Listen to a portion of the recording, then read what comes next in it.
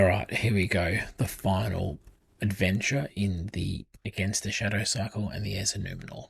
The Morgul Vale. Two-player progression series by Pandem's playthroughs. Alright, so 1A, the rearguard.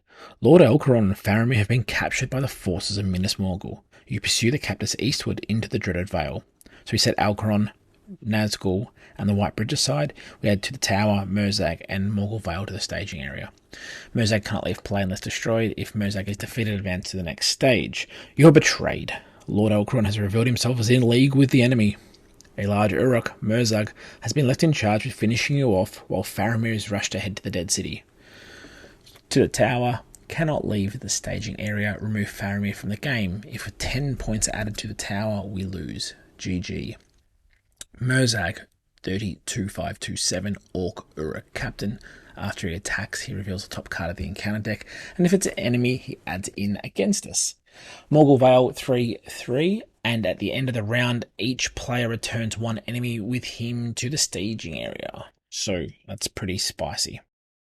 Time to shuffle up and get this going. So I've brought some friends of Boromir on this one, and some questing dwarves they found on the way through, knowing that the prince has been taken. The blood of Gondor is a real thing, and the bloodline needs to be protected. So we need to get our mate Faramir back. 11-1-2-3-5 is Dane Ironfoot of the Leadership Sphere, and he gets a +1 attack and questing when ready. Thorin, 12-3-3-1-5, and if there's 5 dwarves, he gets an extra resource, which is nice. And Spirit Nori, 9-2-1-2-4. After you play a dwarf character from your hand, reduce your threat by 1. So he's nice, and he's 2-1-2-4, so which is the good there. And then Legolas, you know how he works, 9-1-3-1-4, ranged. By Tharlan, 9-1-2-2-4, the Tactics Dwarf here will do 1 damage to enemies as they are revealed by the encounter deck, which is nice. And 10-0-1-4 is Tactics Beregond, and he gets weapons reduced by 2 and armors as well. Now I played that 4 times through and lost a few times. Those who follow in the Cardboard the Rings Discord will see my questions regarding the power of Mordor. This scenario can spike quickly. It's pretty tricky too, because the boss fights are what it asks of you. You can see here this hand got Unexpected Courage, Navi's Belt, so the resource smoothing, readiness, and I've got some draw with Daeron's Runes and some allies with Achille and Philly, so that lets me get things out, which is ideal. And this hand here is glorious. I pulled this up and I was like, I beg your pardon. Spear of the Citadel, Gondor Shield, bows. Like, I can play out the spear and the shield out, get the bow out, and then do a hands upon the bow to hat Merzag, right? So this deck has things like stones, it has hands upon the bow, it has quick strike. The goal here is to do out of cycle attacks against Merzag, Elcaron, and the Nazgul. Right, so we need to make sure that we can do damage. Now, the Nazgul, which when we come to it and I reveal him, you will see that he has the ability to only take 1 damage per attack. So we need out of cycle attacks or additional ways to do damage directly to him to ensure we're doing 1 damage nick. So let's do this. Let's go through it. Let's have some fun, because this scenario, it's nice to play it two-handed. I first played this one through handed, and it's very different playing single-handed versus playing dual-handed. Alright, so let's count my cards. 1, 2, 3, 4, 5, 6. I discard Daeron's Runes, I pick up another, so I pick up that extra Killy, so I discard him because I'm more leadership aligned, and I'm hoping on the Phillies to draw out the Killies. So we'll play Navi's Belt here and save my extra spirit resource. Not what I wanted the first turn, but that's what it is. Now, so Gondor and Shield and Spear go onto Beregond for free. Reduce the cost to play weapons by 2. Which is nice. Not the first one, it's just weapons, right? Which is great. Which means I have 1 point for Bow Rivendell, and I have 2 spare there for Hands Upon the Bow or Quick Strike. Hands Upon the Bow will do +1 attack. So the bow plus that is 5. So if I exhaust 5 damage into Merzag, it's 3 damage on him straight away, which is nice. I'll be waiting to time that with Beregond, though, doing 1 damage to him on defense, defending the attack, and, he goes back to the staging area or whatever he may do, right? With the Morgul Vale in play. So we're going to quest for 9 here because the +1 from Thorin. Oh, cool. Bats go away. Tharland, awesome. Next one. Bats go away again. Nice. Yeah, that's cool. So this is a great start. We're in a good spot here. I am going to... So I'm weighing up here. What do I do here? Do I do Hands Upon the Bow now? I'll do it. So it's +1. Attacking the staging area. Legolas gets, so it's 4, plus his bow makes it 5. And that allows me to do 5 damage against him. So 5 in there, 2 being reduced, leaves it 3 damage overall, which puts the first 3 damage onto Merzag, which is nice. We then travel to the Morgul Vale. We engage Merzag.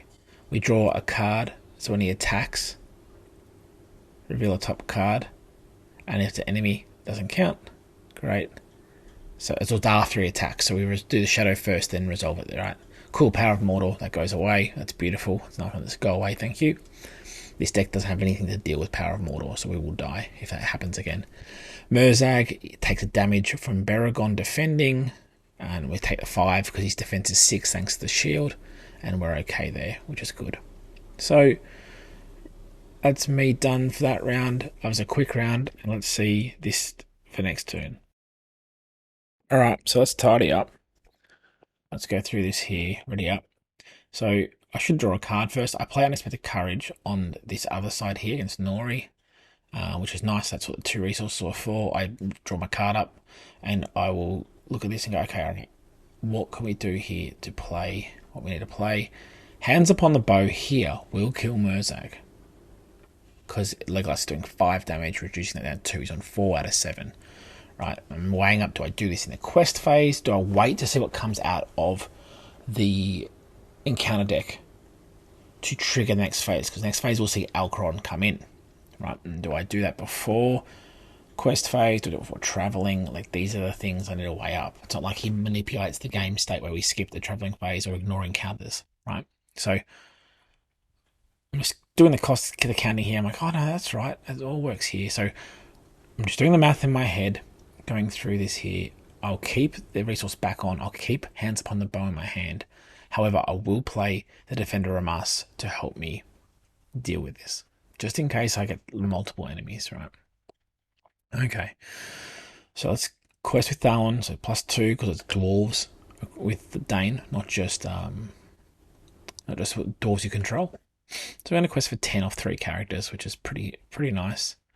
We drop a war camp, so it's 5 plus the 2 is 7, which is less than ideal, but hey, that's what it is. And we call Morgul Sorcerer, which that's +1. We make 1 progress, which is nice.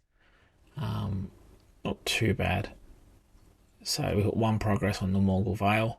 Now, if we do snipe Merzag here, we will clear the Morgul Vale as well this turn. If I engage, I can't do it. It's like this umming and ahhing thing. What should I do? Now, I draw the shadow card, and I think I should engage here. And then I'm miscounting the number. I do 3 damage. It's not enough to kill him. What's going on? And this is one of the wonderful joys of this game. Of you get yourself in your head, you think through what you want to do, and then when it comes to time to execute it, you don't actually do it properly. So here I'm weighing it up and go, you know what? No, let's just roll this back 1 second. Let's put the shadow cards back in the right order. Put Merzag back into the staging area. So they go back in their order. Sorcerer goes back. Merzag goes back. Let's go back to that. We'll just finish the travel phase. And we play Hands Upon the Bow. Hitting for 5.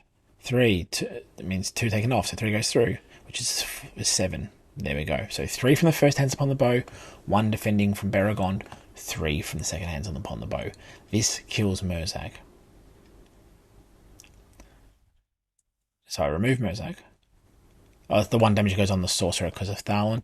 This now triggers Alcaron to come out and Morgul Vale to be removed, which means I can travel to the war camp.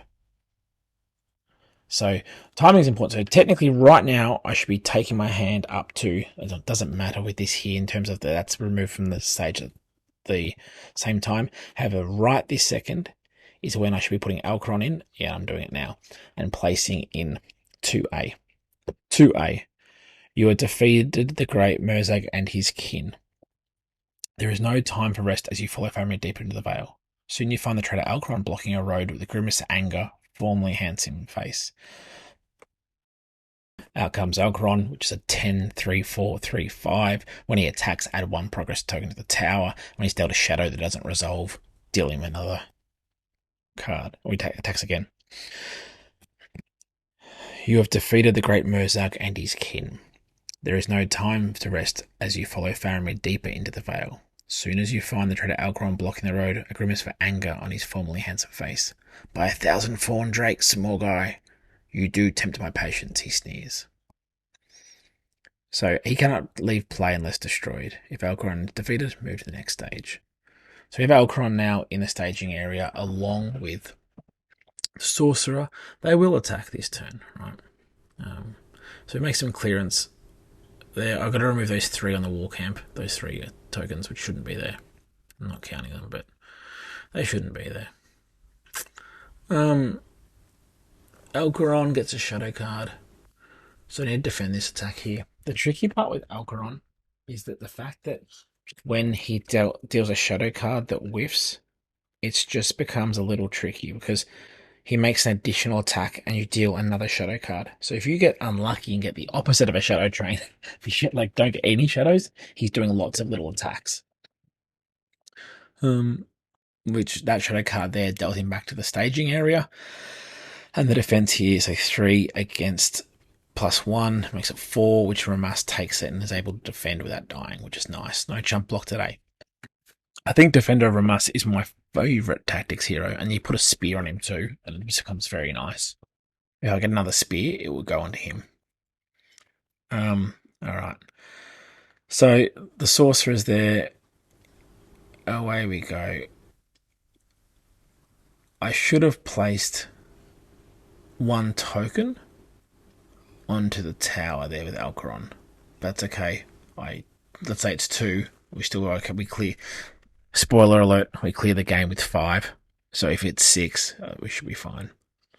Alright, so we get out Cram. I put Cram on Dane Ironfoot, which is handy. I want Dane to be able to defend here. Defending's probably the key of this deck here, to take the overflow of enemies that could potentially come out and have a ready hand. So we're going to play The Eagles Are Coming.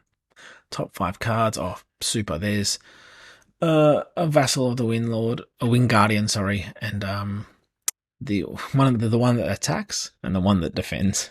And if they do their attack or defense, you spend a resource to keep them in play. Now, my goal here is to purely use them as chump blocking when they need to be chumped, right? So, Vassal of the Winglord and the Guardian. So, they go out. That's nice to get out. Play the 3. Which is super. And that just gives me a little bit of breathing room. It gives me an extra chump block. And I'm not questing with them, right? So, given it's an enemy-heavy scenario, this has given me a bit of relief. When we kill Alcaron, we go into... We have to draw additional cards and put a Nazgul in play. So I need to have it be ready. I think in hindsight, you can dilly-dally a little at this stage. The tower is not too punishing.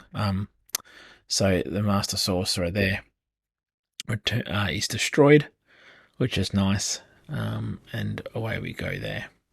So, because he defended the Ramas, that shadow card was underneath him. Away it goes there. Legolas just doing the damage there, which is good. Alright. Oh, not Legolas, sorry. It's me. I'm in a hurry about how I deal with that. I could have used Unexpected Courage again to defend with Beregond instead of Ramas and not put the risk on the Defender of Ramas as well. That's the big thing there, is that now I have a UE on him. I've got to remember to use that UE. Right. So there's 3 threat in the staging area. We're questing for 10 here. Away we go. It becomes getting a bit faster with all these rounds, right? So pull up Doom 2, and then I discard 3 cards. However, 3 cards all put a progress on the tower. Now I don't have 3 cards in my hands, so I can't meet that criteria. Therefore, I have to put the progress on the tower. Morgul Tracker comes out. It's a 40 threat 4103, and I have to put progress on the tower if I optionally engage him. So we're going to leave him up there. 4 threats, manageable for now.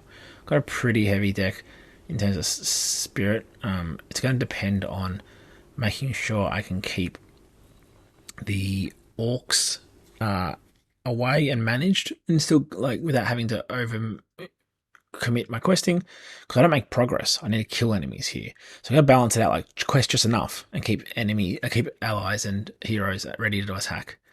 All right, so I'm gonna defend here with Beregond, and we drop a shadow here that's +2, so he's gonna hit for 6, but Beregond defends for 6, which is nice.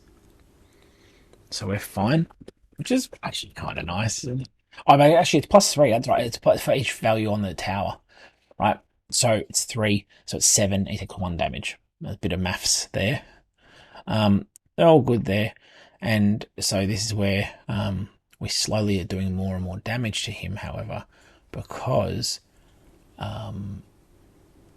we are doing Sentinel. Here, the Vassal Winglord has ranged. So 3 plus the 2 from Dane is 5, removing the 3, and there we are. Look at that. Away he goes. This is what I like about this there. There's also a shadow card in the deck. And what one of the shadow cards do is it makes the character engage next player and attack if able. And another one is where is it? Essentially, it makes him attack again, and this is great when I've got Sentinel defending, right? So 3A, the Morgul Rider. You have delivered justice to the traitor Alcaron. You rush forward to help Lord Faramir, who is still struggling with his captors. Then a shrill cry emanates from the city. It pierces your ears and chills your heart. With a dull clangor, the gates to Minas Morgul open. Mounted on a great black horse, a Nazgul rides forth to claim Sauron's prize. So we had the Nazgul and the White Bridge. Reveal 1 card per player from the encounter deck and add to the staging area. Nazgul of Minas Tirith cannot leave play unless destroyed. If you have defeated the Nazgul of Minas Morgul, you have won the game. So out comes the Nazgul. The Nazgul is a 1/4/7/4 Nazgul captain. He cannot have attachments. He cannot leave play by card effects, i.e. Power of Mordor. Reduce any amount of damage dealt to Nazgul to 1. So, big attacks won't kill him. Lots of little attacks, lots of out-of-cycle attacks is how we're going to manage to win this thing. This is what Hail of Stones, Hands Upon the Bow, Quick Strike, things that allow us to attack him there. We have to hit him for 5, right? So it's not like we're hitting him for nothing either. We've drawn up a card. So we did the quest phase. Morgul Tracker was already out. Nazgul gets added. We drop 2 cards. I draw up a Sorcerer and a Vanguard. These are placed into the staging area, not revealed. Therefore, I don't believe they do damage onto these. So the Sorcerer and the Vanguard don't get Thalen's thing, even though it's in the quest phase. We did this. Hey, that's all right. Oh, it wasn't the quest phase. It was the combat phase. So it doesn't even matter. Well, allegedly, I know how to play this game. I got backup killies there. I have 5 dwarves out, so I play Dwalin for 1 spirit, which is nice because while you have at least 5 dwarf characters, reduce the cost of Dwalin by 2, which is good there. Me just remembering to clean up my board. One game, I'll get this right. And I think this is where I want to play. I'm weighing up what to play here because if I flick Navi's belt on or not. So what I'm going to do is I am going to do a very good tail. So I'm going to play a very good tail and I'm going to exhaust Killy and Philly. So I place that there. All right, Killy and Philly. That gives me 6 points. Shuffle your deck. So we shuffle our deck.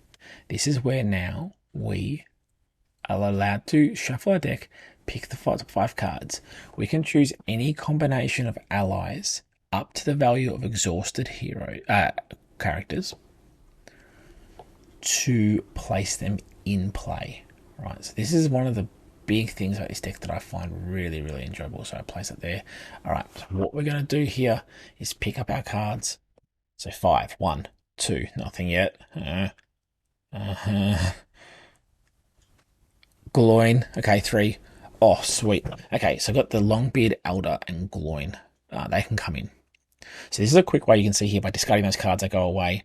Not too bad, but this is where things like the dwarf mining decks that you dig into your stack and discard things using hidden cache and sigil miner are key. You might use, Imladra Stargazer to see what you're discarding. Makes it a bit more deterministic, but we've dug and we've found some gold here in terms of Gloin. Now, Gloin's trigger doesn't proc because he was put into play from an effect, not from your hand. I activate Navi's Belt here and pick Law and play the Warden of Healing here. So Navi's Belt allows us to pick a sphere, and any icon from that sphere you can play cards from. So I do that to play out the Warden of Healing. Alright, so that's given me that there. I'm going to quest now.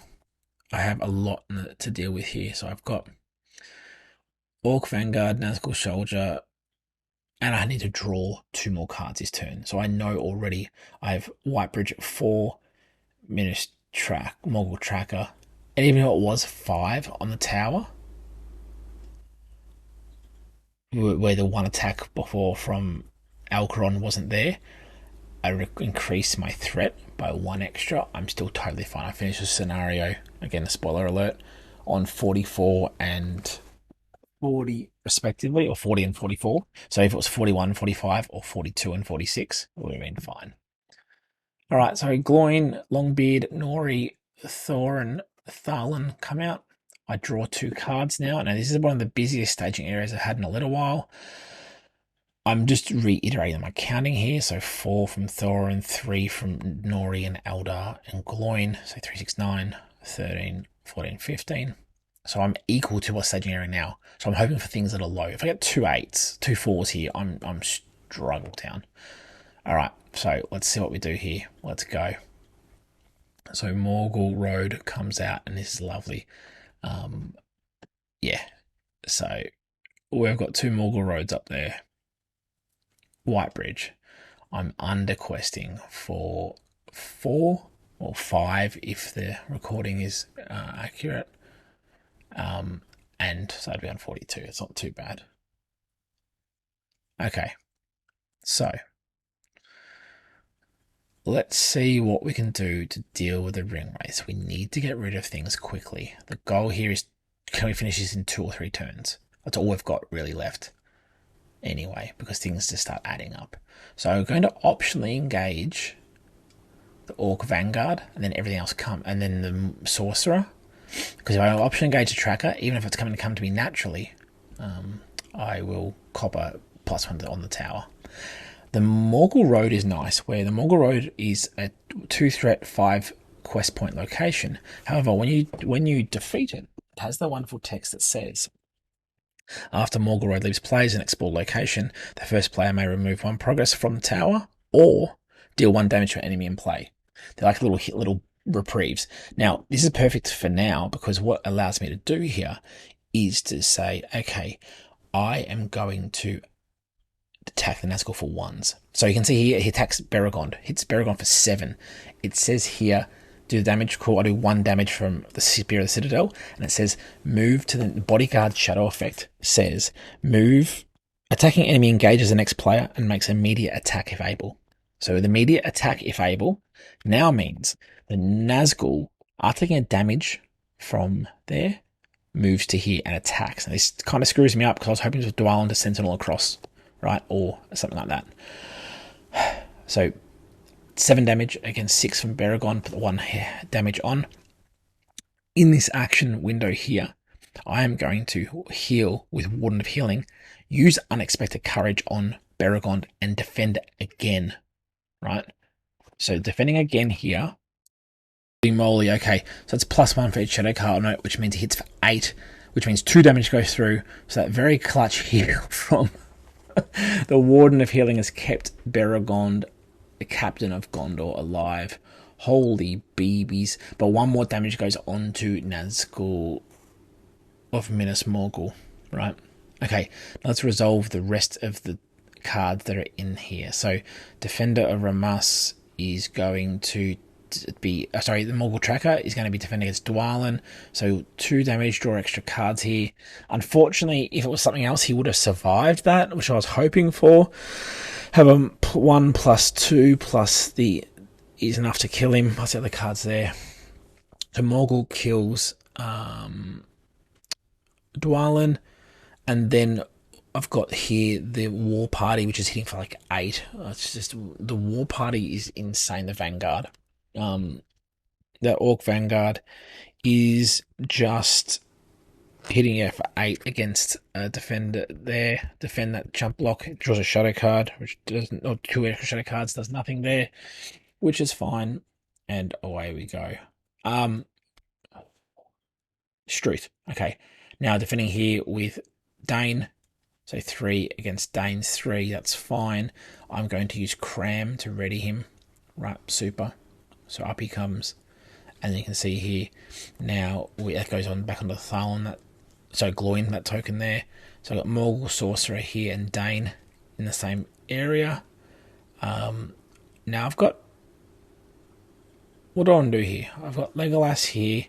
Legolas will let me attack here if I wanted to. I'm just not sure how I want to play this one here, right? He does 2 damage, 1 against the Morgul Sorcerer, and then okay, that's not too bad. What I'll do here with Legolas here is I will get rid of the Morgul Tracker. So the 2 damage against Dane, against the Morgul Sorcerer. Legolas is going to attack his own area and then clear up there. I'm accepting the fact that next turn the Vanguard is going to go into Beregond and destroy him. But what I'm hoping for is Beregond defend attacks against the first player. In this case, of this turn, it will be my dwarf deck. Then take a ready up and do a Vanguard defense and die. So you do 1 more attack, 1 more defense and survive, and then hopefully die against the Vanguard. Legolas there shot against the Morgul person. There's a plan. Okay, this is good because the next turn plan is important because we can we're very close to finishing this. We can do it. Positive vibes. I've come to accept the fact that a win is still a win if a hero dies. I don't know about yourselves. I've played this game for about a year and a bit over a year. Probably spent more time collecting than playing. However, I am cognizant of the fact that sometimes you go, oh, I didn't win, I lost a hero. You know what? No, sacrificing a hero is fine. Comment below if you think you agree with me here or don't agree. I think it's legit. I just get a little bit anxious, okay? It's because it feels like you start to crumble as a player if you start losing heroes, right? That Vanguard is there. What will happen here is I'll just draw out things I need to from the left-hand deck to keep it away from Legolas. Legolas has to attack, right? So let's see what we can do. And even as a joint attack to get over the 5, just need to do damage to him. Beregond defend for 1. Then we'll do it again. Let's see how we go. Alright. Let's quest. We'll quest probably with Thorin, Nori, Eldar, and not use Eldar's ability. I'm not peering ahead to gamble. I'd rather get the 3 on the thing than not getting it all. So let's do it. Alright. So questing with Thorin, Nori, Eldar, Thalon. I mean, any enemies that come out will be removed. Gloin should be readied up. But hey, I'll get there one day.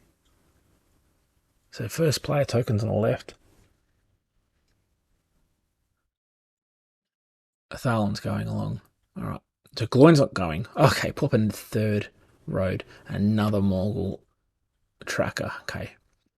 Here's a box art for those who are wondering where you've seen him before. We make enough progress here to clear it. 4, because the 2 previously from the previous Morgul Tracker I didn't put on. So I kill that Morgul Tracker that was there beforehand with Legolas locally. We'll put 2 on there, And then I quested through for additional 2 there. So I quested for 12 against 10. So I passed that, which is nice. That goes away. So travel phase, I travel to one of these beautiful locations, the Morgul Road. Well, it's nice having the Morgul Road there because I know that a little bit of questing will get me a nice, at least a dot against that enemy. So my thoughts are, if I can do 2 attacks here against the Nazgul and get the image, I should be okay. All right, so let's bring in the tracker and let's work from here. So tracker is engaged normally against the first player. Quick strike. Now I'm choosing to use a quick strike here and have Legolas attack against the Morgul tracker. He goes away. I am then going to use unexpected to quest points on the location. Then I'm going to use unexpected courage to ready Legolas up. So Legolas will be ready now. And I'll put the exhaustion on the unexpected courage. And then let's figure this out.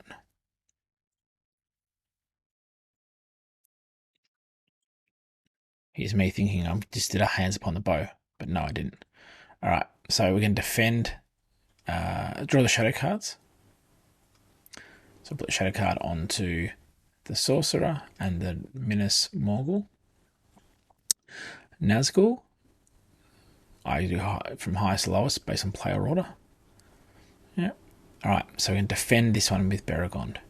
All right. Let's do it. Let's see what we can do here. Because at a minimum, if I take the 7. It's gonna be tricky. Because if I take 7 damage here, I could what I'll do is I'll activate Warden of Healing. So this is where I get like, oh, I'm getting overwhelmed. Warden of Healing's gonna exhaust and do 1 healing. Miss Elrond here, wish it was 2. Right. Then I'm going to exhaust. Yeah, I'll put that token on there. I've spent the 2, so I activate Navi's belt. Say law, ready the Warden of Healing and do it again. So Warden of Healing is now exhausted. He's exhausted. Let's see what happens. All right, the Nazgul takes the 1 damage from Beregond, does 7, which means Beregond takes 1 damage. And the Nazgul takes 1 damage. This is where I can use Unexpected Courage to ready up Beregond. So Killy is going to take the Morgul Sorcerer. This will kill Killy. It's +2, so it's 5 against 3. 1 defense and 2 health. So he gets the kill there, which is disappointing. Oh well. And so Beregond will use his Unexpected Courage here. So I'm meant to have, what I've done technically is meant to, if I roll this one back, that's meant to have made a Morgul attack first. Before Killy died, Minas Morgul was meant to attack first. So what happens here is that Beregond is ready up from Unexpected Courage. Minas Morgul takes a damage. I draw another bodyguard. So I just confirmed that I didn't put it back on top of the deck. I looked at my discard pile. Nope, there's the Borgard bodyguard. So I've pulled up bodyguard there. And that was in the correct order because the sorcerer already had his shadow card. I should have just resolved it this first. Right, so now the Nazgul is to make 1 more attack. Beregond is exhausted. Beregond's done. So the Nazgul is meant to make another attack. Now, if the Nazgul is meant to make another attack, that's fine. Because what's going to happen is I draw a card, it will kill Philly. Away we go. I somehow didn't do that attack. For whatever reason.